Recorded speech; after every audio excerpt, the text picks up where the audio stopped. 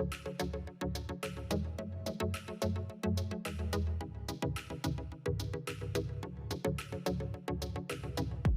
ပါ မင်္ဂလာပါ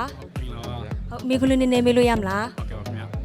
ဟုတ်ကဲ့အကိုတို့အသင်းနေနေပေါ့နော်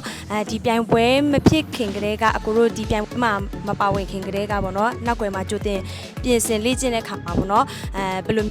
ပြင်ဆင်ခဲ့လဲဆိုတော့ကိုကျေးဇူးပြုအနေငယ်လေးပြပြပေးပါဦး ကျွန်တော်ဒီပြန်ဝင်မစခင်ကကျွန်တော်တပတ်3ရက်ပေါ့နော်ဒီမှာပဲယူပြီးတော့ကျွန်တော်လုံးစုပြီးတော့ဘောလုံးကန်နေပြီးရင်ခါကျရင်ထွင်ပြီးတော့ရိုင်းမလုပ်ဖြစ်ပြဘယ်တော့ချင်းပွဲမြင်နေပါတယ်ခင်ဗျာအားလုံးပြင်ဆင်ထားပါတယ်ခင်ဗျာ အကိုလည်းပြောပေးပါဦး ဒီကိုပုံရိလောရလို့ကျွန်တော်ဒီလိုတစ်ပတ်ကို3ရက်ယူပြီးတော့တိုင်စုစီနဲ့ပြင်ဆင်ခဲ့ရပါဗျာ ဒီနေ့လည်းအကောင်းရှင်ပြိုင်သွားတဲ့တွေ့ရတယ်ပေါ့နော်ထပ်ပြီးတော့မှနောက်ပြိုင်ပွဲစဉ်တွေမှာလည်းဘယ်လိုမျိုးဆက်ပြီးတော့မှပြင်ဆင်အမလဲစိတ်ပိုင်းဆိုင်ရာရောပေါ့နော်ခန္ဓာပိုင်းဆိုင်ရာရောဘယ်လိုမျိုးစူးစမ်းအားထုတ်ပြင်ဆင်သွားလဲဆိုတာကိုအနေငယ်လေးပြပြပေးပါဦး ကျွန်တော်တို့အတင်ကတော့ပွဲမဆိုင်ရင်ကျူတင်ပြင်ဆင်ထားရပေါ့ကျူတင်အားအတွက်လည်းကျွန်တော်ထိုက်တဲ့နေရာတစ်ခုတော့ရောက်မယ်လို့ယုံကြည်ရဗျာ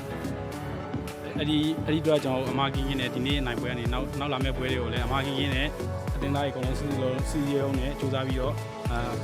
finally တန်းအောင်ကျွန်တော်တန်းနိုင်လို့စူးစမ်းပါမယ်ခင်ဗျာ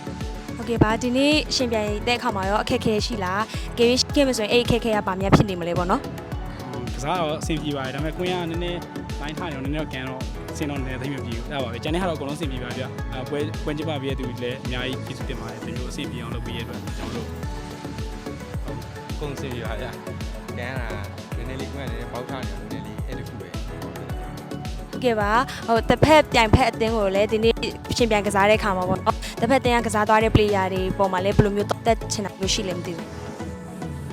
တို့လည်းအကောင်းဆုံးကြိုးစားကြံသွားပြီတော့လည်းအကောင်းဆုံးကြိုးစားကြံတယ်